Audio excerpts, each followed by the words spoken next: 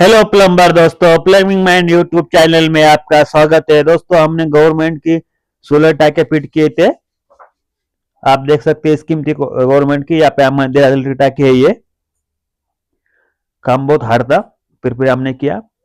और ये देखो, यहाँ पे एक कनेक्शन है टाकी ऊपर ले जाने के लिए पानी, उसको एक बॉल वाले, और नीचे लेने के लिए पानी 3 से 4 पाउंड निकाले थे हमने। और यहाँ पे हमने ऊपर टाकी ज्वाइन की हुई थी। यहाँ पे बॉल वाले यूनियन है ऊपर। एयर पाइप के लिए जो यहाँ पे भी उसके आधा इंच का सॉकेट डाल के यहाँ पे टाके भरने के लिए पाइप 1 इंच का CPVC। अब ये देखो इनलेट बोलता है सोलर टाके भरने के लिए हमने ये कनेक्शन। देखो यहाँ पे यूनियन है सामने बॉल वाले टाके के पास, उधर इनलाइट सोलर भरने के लिए।